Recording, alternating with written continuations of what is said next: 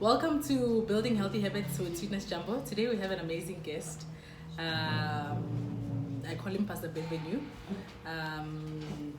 So I met him at the University of Pretoria when I was still doing my third year, second year. First year! So I was doing my first year and we're going to the library to study. It was at night and they just met us on campus and they preached the word of Jesus to us, and yeah, that's how we met, and we've basically known each other since.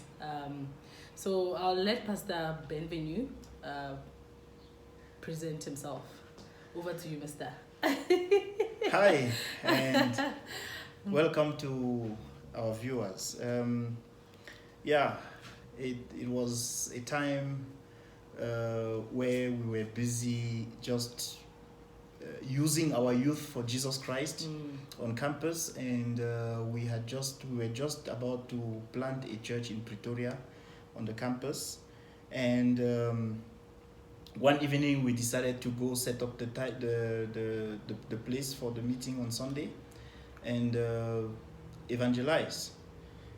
When we were finished setting up the hall, and I was outside trying to look for people and speak the word of Jesus to them, and there came two young ladies going to the library. I stopped them and we discussed, and the rest is history. My name is Bienvenue. I am a passionate of mathematics and of the property market. Yes, that's me. That's great. So Pastor Benvenue is actually currently doing his PhD in financial engineering, and like he said, he's a master when it comes to this thing. So that's why I brought him in today to just answer a few questions regarding buying property and investing in property. So we have questions for you. People are asking questions. People who actually want to buy property. And the people I'm talking about are in my age groups. They are still young. Maybe just finished varsity. They are just into the job space, and they want to know, how do you maybe buy your first property? How do you go about it? How do you save? And so I'm just going to ask you these questions. So the first one is, what do we need to know? This is for young people. What do we need to know before buying property?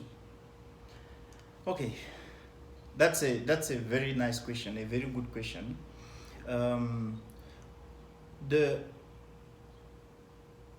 I think if I put the question in a different way, it is what informs the kind of property that I want to buy is what I want to do with it. It's the why. If you answer the question, why do I want to buy this property? If you answer it correctly, it will inform a lot of things in the decision process. It will inform you on what type of property you want to buy. But the main thing that you need to know about buying a property is that it's a long-term investment. It's a long-term commitment that you are taking. And it can either be an investment or a nightmare. You need to know the legal implication of buying a property. When you are renting, you don't care about rates and taxes. You care about the bill at the end of the month. The landlord sends you a piece of paper with an amount on it, and you pay that, and your life is sorted. You don't need to worry about maintenance. You don't need to, if the roof is leaking, you have the landlord to call, and then he will fix it for you. So you need to take that into consideration. Buying property means that you are taking on you the maintenance of the property. You are taking on yourself the every other cost that is associated to that property. It's now your baby. You need to take care of it as if it was your bread and butter. Meanwhile, if you were renting, up to a certain extent, you don't care. You live in the property, you pay rent. For as long as you pay rent, you really don't have a problem. So it's the legal implications. It's what it will cost you in real terms. After paying the rent, you still need to think about water and electricity. You still need to think about the municipality at the end of the month will give you his own list of things that you need to pay for. So you need to be cognizant of the fact that it's not just what the bank will charge you that you are paying for that property. It's a bit more than that. Wow. I think it's quite new information. I think we're just hearing what you're saying. When we were still renting, I've always thought that renting is quite more expensive. Is that incorrect? Because with renting, you find that you probably, for an apartment that, let's say a 2-bedroom apartment, and they charge you 7.5, and on top of that 7.5 you have to pay for water, you pay for electricity. I mean, like you said, you don't have to pay for any maintenance and everything, but I've always had the idea that it's more. I mean, right now that we have to pay for a bond, it's much more less, even though, I mean, it comes with having to pay for lawyers' fees and all those things, but the bond is much more less because it's stretched for a period of over 20 years. Yes. So is that a lie? Is that incorrect? Not necessarily incorrect. I'll take an example. If I buy a flat that I want to rent,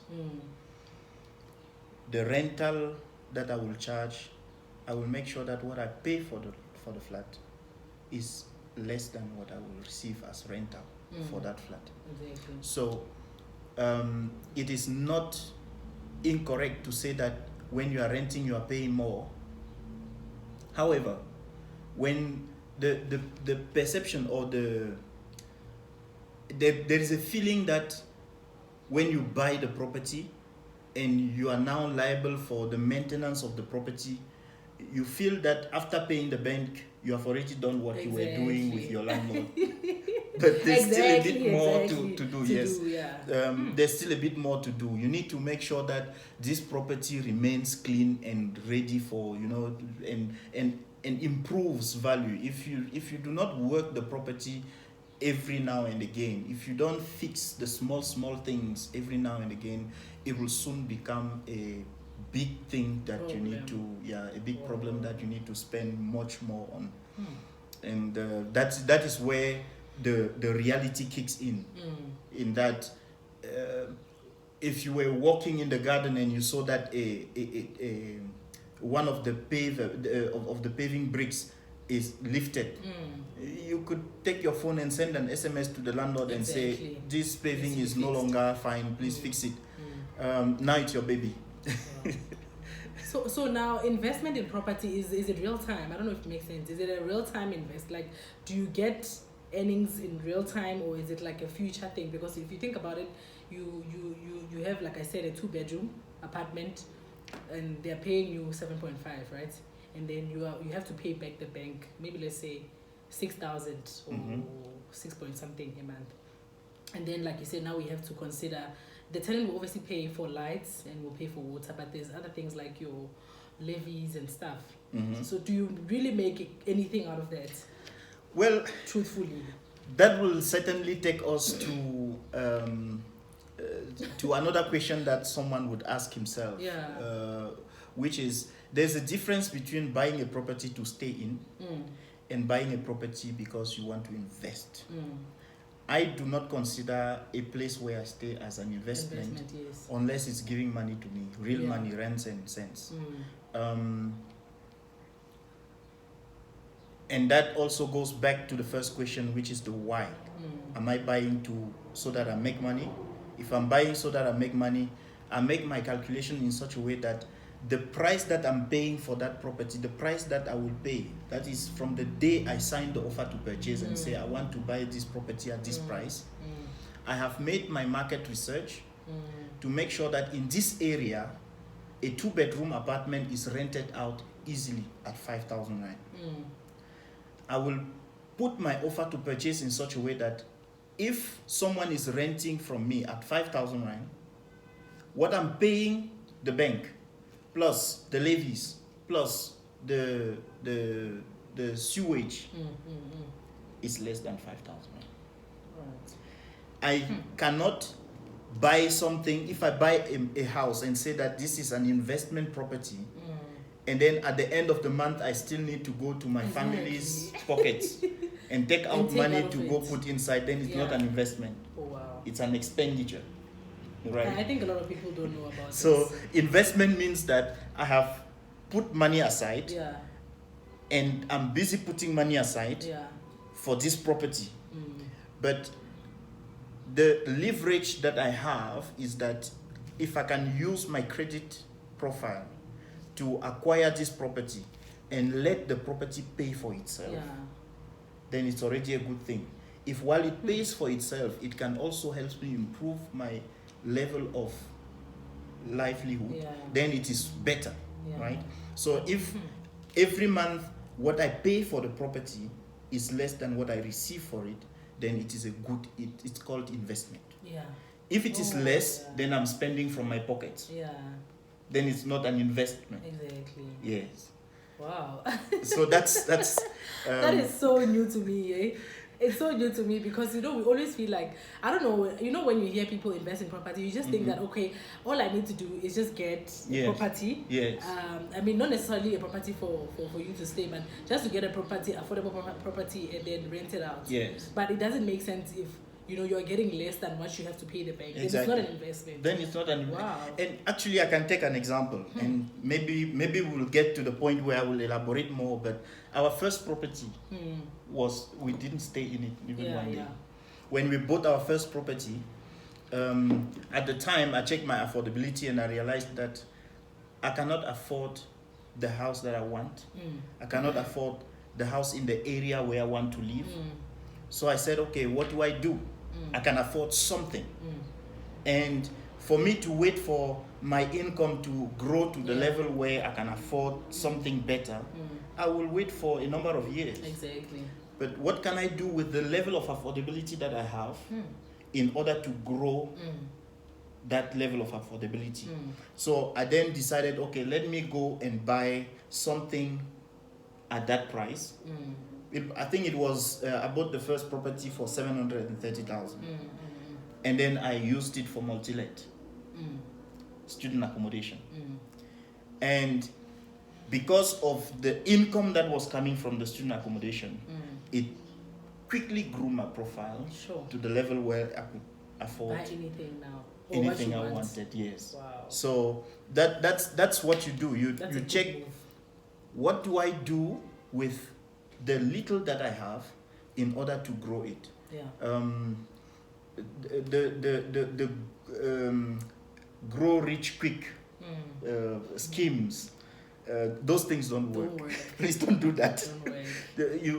You are setting yourself for failure if you are looking to grow rich quickly. It's use what you have, see how you can blow it to become something bigger, and then you can use that to grow your profile.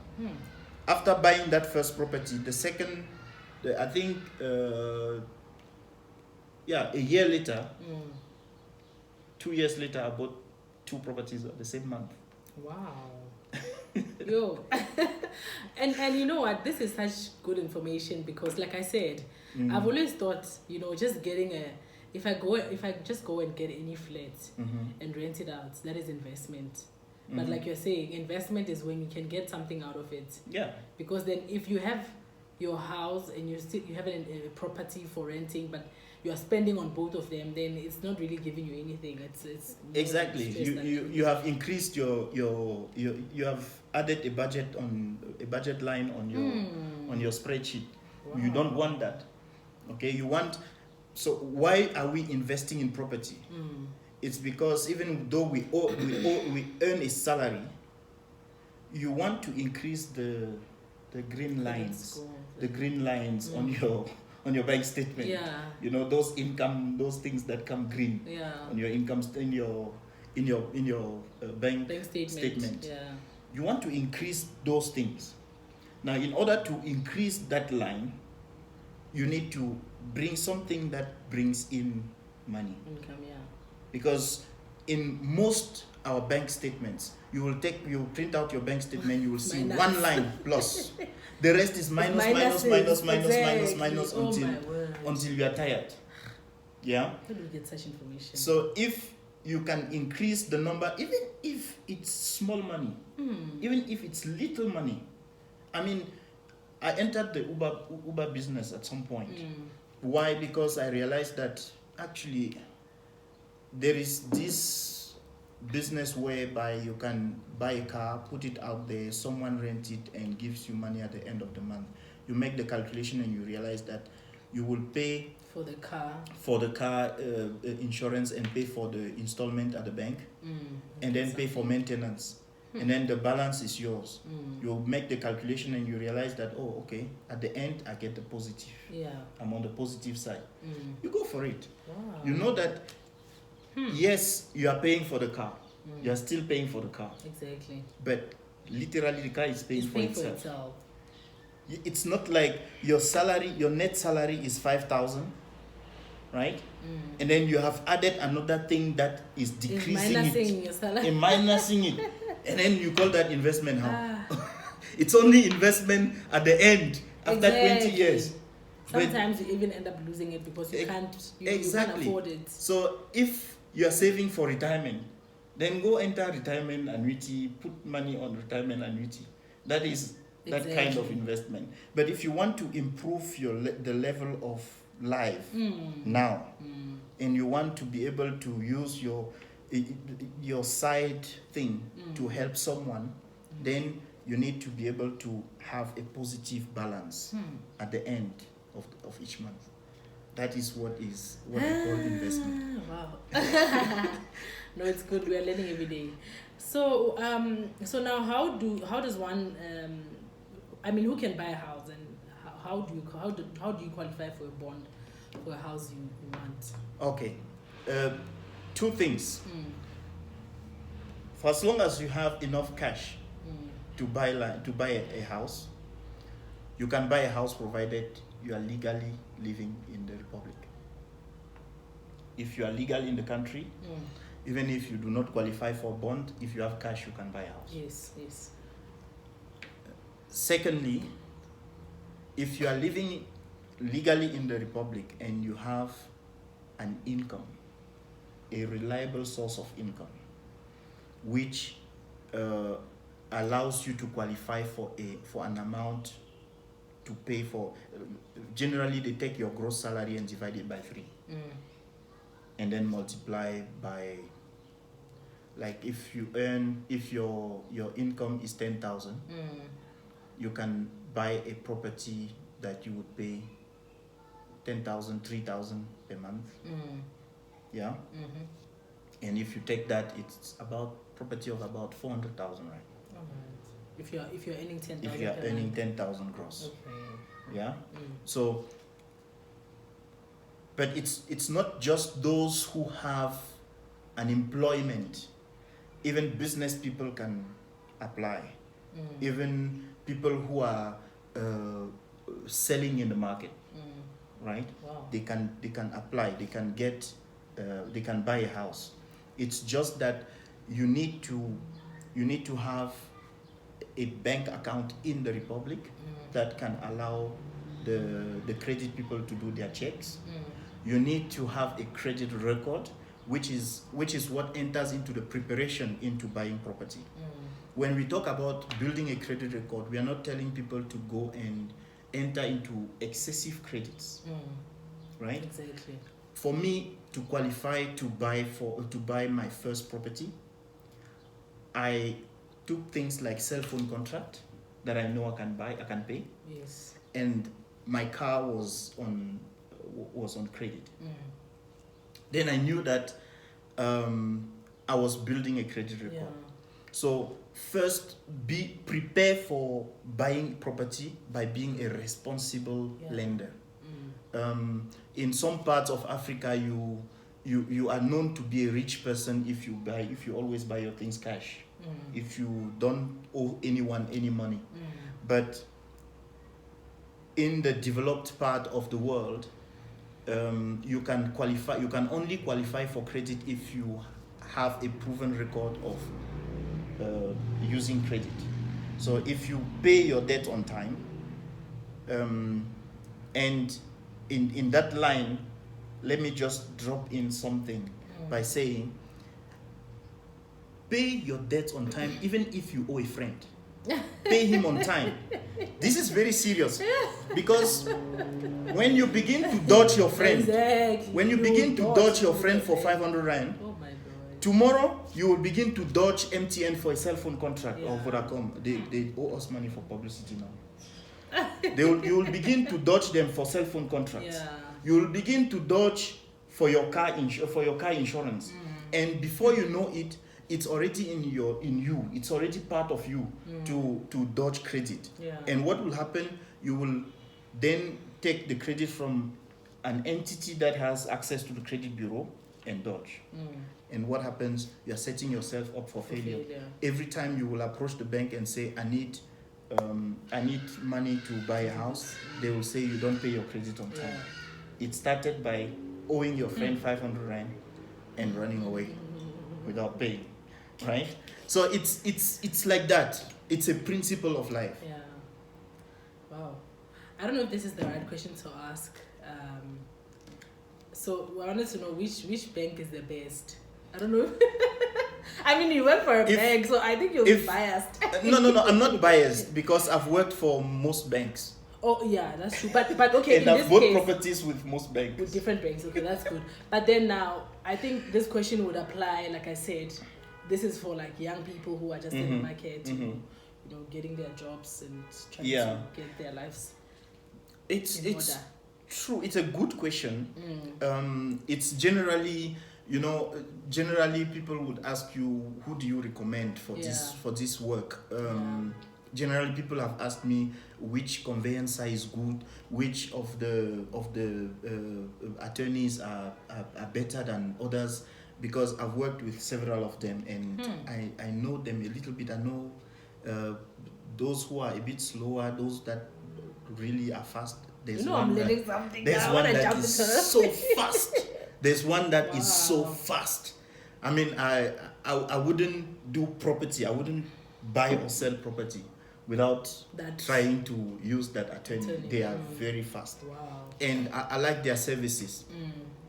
But to go back to the question of which bank is the best, I would say each of the banks that I've used, I'm not going to mention their names here because they need to pay you for advertisement and all that, right? They must come through. They need to come to you for advertisement. Yeah. But I'm not going to mention them by name. I'm just going to say I've used 3 banks so long. So for all your houses, it's different banks. I've had houses with different banks.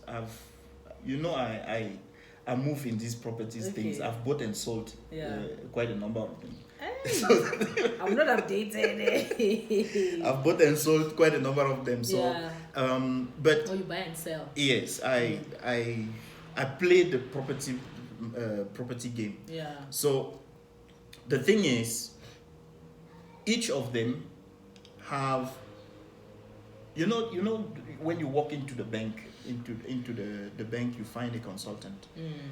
One will tell you that, okay, the book says this, and stick to the fact that the book says that. The other one will say, okay, the book says this, but let me speak to someone and see what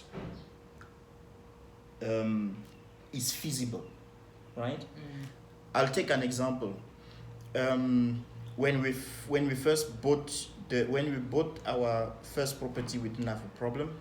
When we bought the second batch, because with the second one we registered them 1 week apart. Okay. 1 week apart.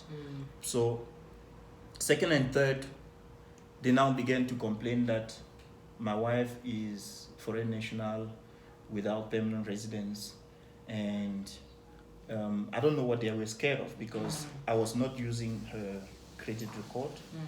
I didn't need, she was not going to pay for anything.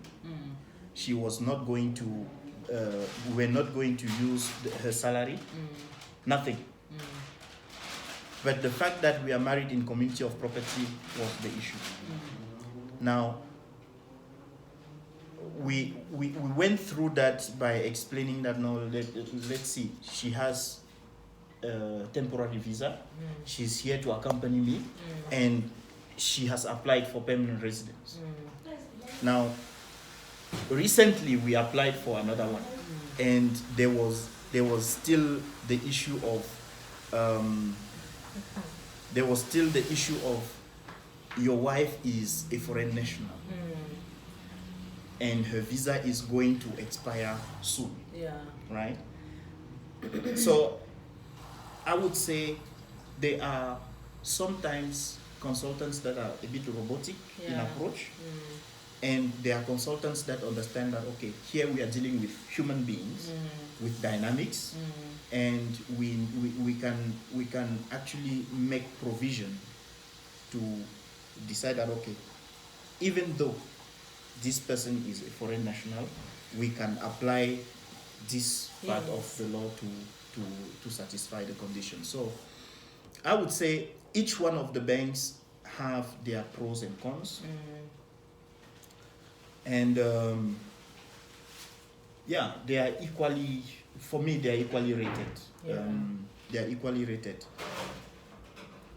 But there is one that gives good interest. If you want to know about this one, you need to put a comment and then we'll talk privately. So now, the question is now, if one wants to invest in a property, what advice do you give them? I actually wanted us to jump to the description you just gave us now of foreign nationals, but it's fine. We'll go to that. So now, question is, so I'll repeat that. Okay, so now the question is, if one wants to invest in property, what advice can you give them? Okay, so investing into property means that you want to make money in property market. It's because if you're buying a house where you want to stay, you have some criteria that are personal to you. You know, you want to live in a certain neighborhood. You want a certain color of paint on the house. You want a house that has a swimming pool or not. You have your preferences. But if you are buying a house for business, if you are buying, you want to invest in property, then you have you relax some of the criteria, and then your criteria will be now that, is this house that I'm buying going to give me money? Is what I'm paying at the end of every month less than what I'm going to receive?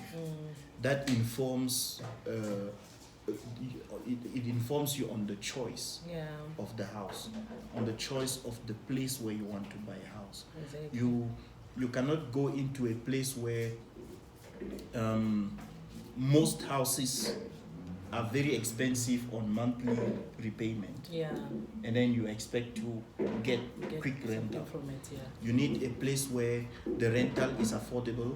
You need a market target, like you check, okay, young professionals would live close to where work is, and then maybe they do not yet have a car.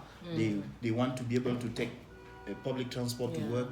Place where public transport is accessible, places where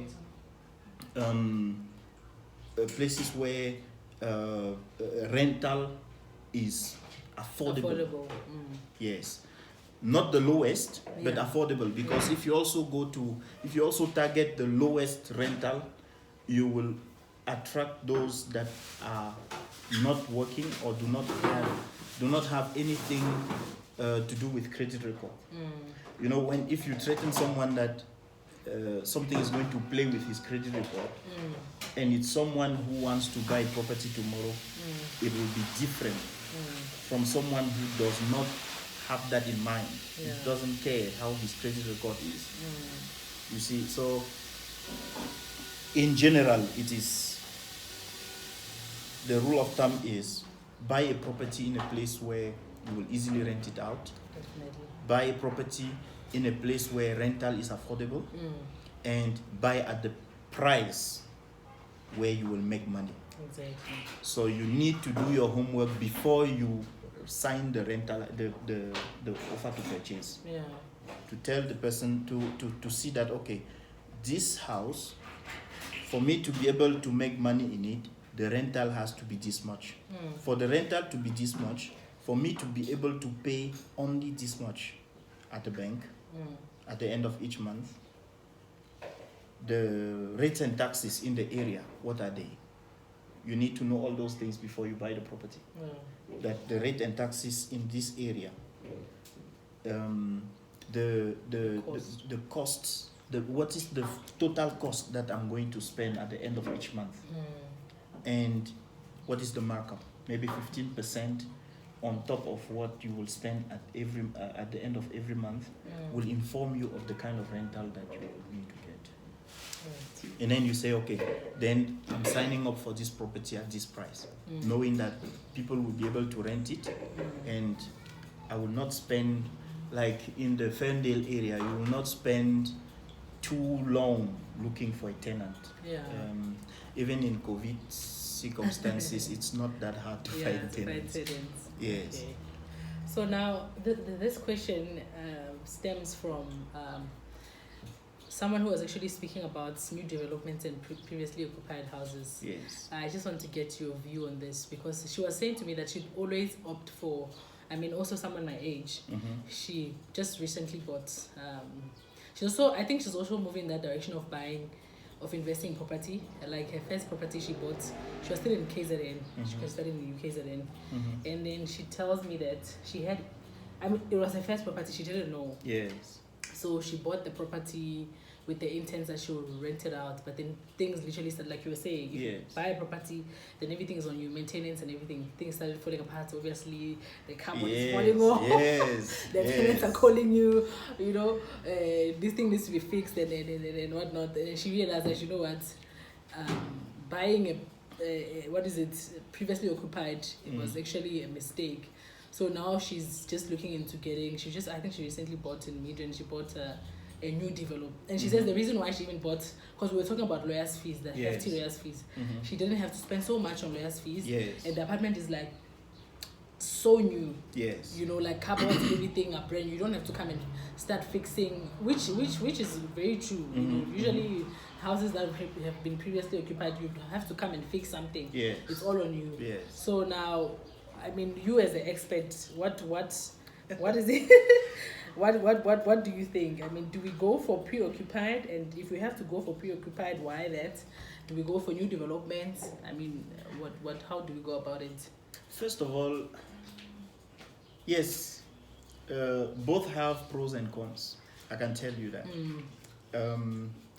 But with her experience, I can tell that it was her first property, so she was paying school fees. Because previously occupied houses, you buy, and there are things that you need to fix. But if you have done your homework properly, those things that you need to fix, you price them in. When you come to view the house, you come with someone who knows property. You cannot come to view the house when it's your first house. You don't know the kinds of cracks. There are some kinds of cracks that are structural. You need to fix those, you struggle. There are some dumping that damp, the damp in the walls. In the walls. Yes. Oh yeah. The mold. Yes. It's because of like the moist. If there's a pipe burst or what? It can be. The easiest one is that. The easiest one to solve is when there's a pipe that is leaking in the wall, and you can remove the wall, and you can remove the plasters, fix the pipe, and then the wall will be fine. But what do you do when the water is coming from the foundation? It's crazy, right?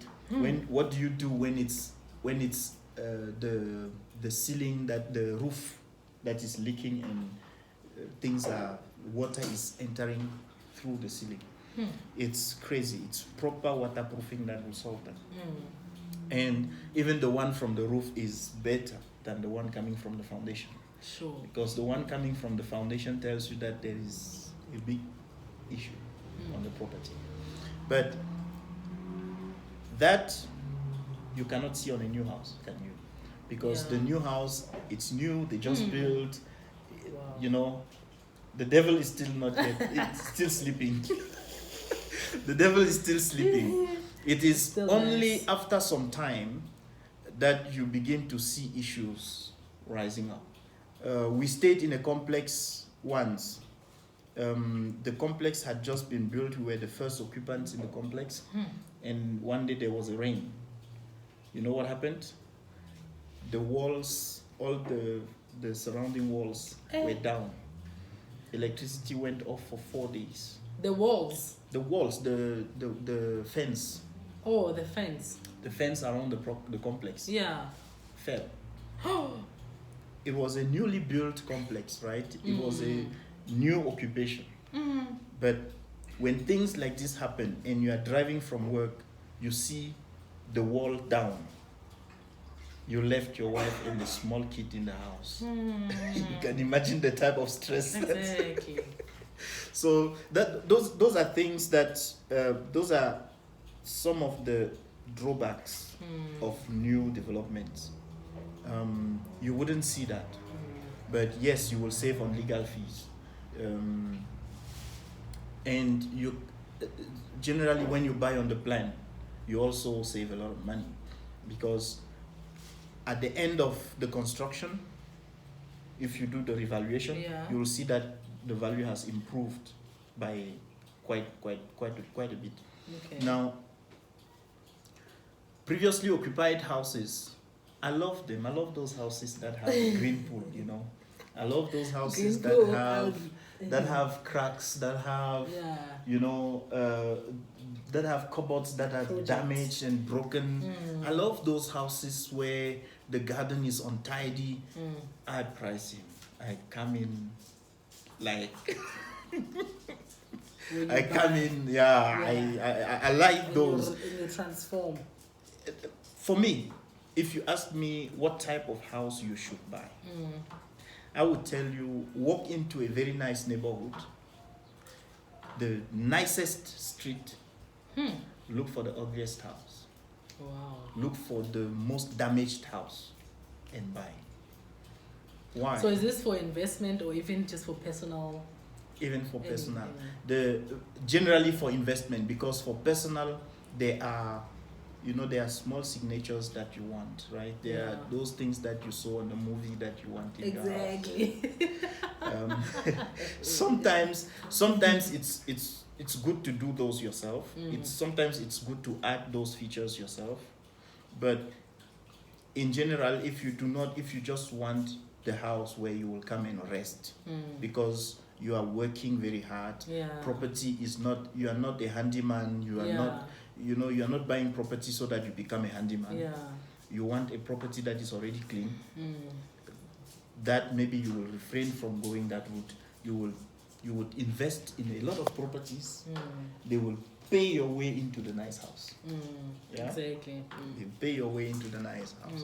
So this is for investment properties. You walk into the nice neighborhood, look for the ugliest house, buy it, fix it, and you have cheapest in the city, in the street. But if you put it back on the market, you eat some money. Wow. And I think also if you have time to, like you were saying, if you do have time to renovate, you can still buy that kind of house for personal reasons and fix it. There's a lot of nice things. I feel nice when I can tell that, okay, this part of the house I fixed it myself. It was like this, it was not nice, and I fixed it myself. This was like this and I fixed it. I like that. But again, it's not everyone who has that hand, who has that tenacity to wake up on a Saturday instead of chilling in bed, having breakfast, and then go for a swim. You are busy taking screwdrivers to go fix electricity, right? Oh gosh. Yeah. Yeah, I think we've also tackled the disadvantages and advantages. Mm-hmm. Is there any way we can? This is like a question I'm also very interested in. Any way we can cut off on the hefty lawyers' fees, besides the new developments? If you buy a house, and is there a way? If you buy a preoccupied house, is there a way? You can just get around these lawyers' fees. One thing that I must tell you is that I negotiate everything. Wow. Every price that you tell me, I will negotiate it. We don't know. I don't pay what you wrote on the contract. Exactly. For what? Huh. So when I go to a lawyer, I begin to tell him that, hey, this is your fees. There's a portion that is their legal fees. That is negotiable. Yeah. The portion that they go and pay at the municipality, the It's portion that they go and pay, it's not negotiable. Yeah. It's something that is contractual. Yeah. Every lawyer in town will pay Have that to amount pay to it, the yeah. municipality. Yeah. That is not negotiable. Yeah. But the lawyers, their fees. Right. If you don't give me 20% there, then you are very strong. I would Wow. ask, I would beg, Yeah. I will negotiate those amounts Wow. because it is negotiable. But we People don't know just those don't things. know. Exactly. Yes. And I think also, but it's good. I mean, especially when you buy first property and you don't have this kind of information. Yeah. I mean, now People just don't know. I have lawyers that are in my network that when I go to them, I know that I will score here. They will give me a good price. So can you choose your own? Like if you're buying from an agent, because I heard you say that I didn't have any knowledge of that. Can you choose your own? Can you choose to say, okay, I want to have my own lawyers? Legally, the person selling chooses the conveyancer. So the agent, if Legally. you're buying from an agent, then the agent has to choose. Yes, the agent, and normally it is the responsibility to choose that. The person who chooses who is the conveyancer is the person who is selling. Selling the house. Not even the agent. Like the owner of the house. Yes. Oh, okay. But after he has chosen, right? If you have someone else and you can prove that this person will give me better fees, Okay. you are the one paying, not Yeah. him. So it's either the person that he chose beats the cost that you are going to pay to your own lawyer, or you use your lawyer. But that is an agreement that you have. It's a negotiation that happens with the owners. All right. the seller. And then now we are going back to the non-South Africans. As you've explained, and I think we also face the same thing. This is basically a question for myself. So now, why do non-South Africans have to pay? Because in our case, they said we had to pay a deposit because my husband and blah blah blah was not holding a permanent resident and blah blah. So why is that a case? Why is that? It's risk, right? It's reducing risk. The thing is, if a foreign national decides to go home, there's nothing holding here. All right. So if you bought the property and you did not pay anything, you did not pay a deposit, and the foreign national decides to go home, what happens to the bank that financed the property? The bank will now come repossess the property at a cost. The bank will take the property, put it on auction at a cost, sell it. Whatever they get there is what they get. Now imagine that you didn't pay a deposit. Oh. Then the property is still at the level where you bought it. The amount that you owe is still high. Oh, okay. So in order for them to sell it, it might be difficult because you bought at market price. That's the supposition, that you bought at market price. So the house was not depreciating, it was appreciating.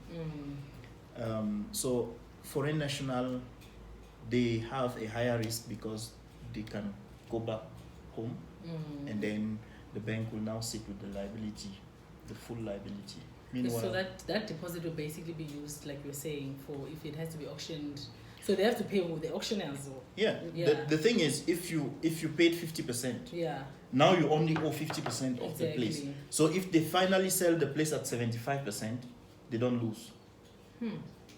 You see. So if the market value of the property is 500,000, and they say pay 50%, you pay 250,000. You only owe them 250,000.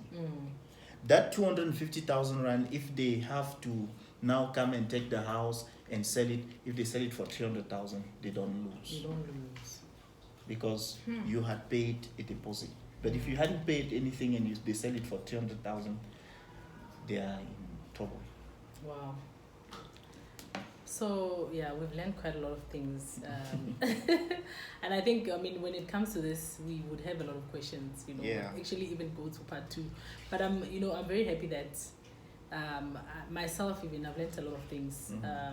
Especially, like I said, I kept on reiterating this one. An investment property is not a property that you have to take from your own pocket.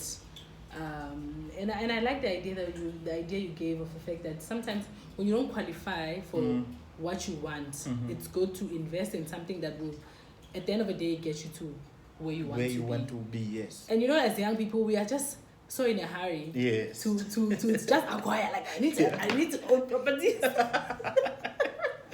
Like we just want to own properties. Like I own 3, I own 4 properties. I mean, what's the use of owning 4 properties when at the end of the day you struggle to even make a living from these properties? Exactly. Basically, they are not an investment property. Exactly. So if you want to invest in a property, it should be a property that you basically, from whatever you get from there, you still have something out of it. Yes. Yeah, you still need to get something out of it, because when you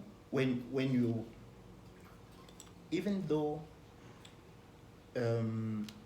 you are using your credit record, right? You are using your credit record. The bank is paying, let's assume that the bank pays 100% of your bond. The bank pays 100%. But if you are not getting a positive balance from that property, it's not improving your credit record, your credit profile, right? It's not increasing your affordability. So you may not be able to afford a higher costly house. Yeah. So now, a more expensive house. So now, Pastor B, what do they look at? If you have a house, your first house is, let's say your salary is at 10K, right? Yeah. And you get a house that costs 400. You said you qualify for a 400K house. And then you rent it out. So at the end of the day, what you get from out of there, let's say it's 1.5. Yes. Like as a positive. After paying the bond and everything. It's a positive. So now the bank, if let's say now you want to go for another property at the same salary, which is 10K. Yes. Do you qualify for that 1.5? Or does it make sense to you qualify for a 10K again because that one is stretched out? No, you qualify for, remember, you will have income. Yeah. It's your salary of 10K. Oh, yeah. And there's another income that is your rental income. Yeah. Which is, let's say, 5K. 5,000, yeah. Now, it's 15. Oh, okay. Yeah. Right? Yeah. Your expenses on the other side are expenses including the expense from this 5K, which is 4K. Yeah. But remember, see that 10K your 10K is still there. Yeah. You have now added 1K. Wow. Okay. So the 10K is still there. It's still there because the expenses. You have 15K now. Yeah. But you're out of the 15K. You were spending, let's say you were spending 0 before. Right? Yeah. Because before that house, your expenditures were your expenditures. They will remain, right? Yeah, exactly. But after buying that house for that you pay 4K on, it's paying you 5K. Right? But you still have that your 10K. You are receiving 5K, so you are receiving 15K. So your salary is now 15K, your income is now 15K, and then your expenditure has increased by 4K, not by more than what you added. And then now, how long do you have to, especially if you have a tenant, how long do you have to wait till you, let's say you can get another property for investment, same kind of property? You don't necessarily have to wait before you can get. Don't you need to show proof that, okay, somebody's renting Your that 3 months now? bank statement is enough. Wow.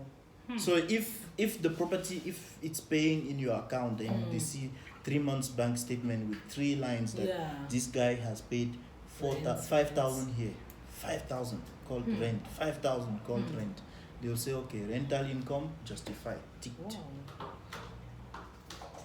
Yeah. And that's it. Rental income We are slowly justified. becoming You see. a property gurus. Mm. All right.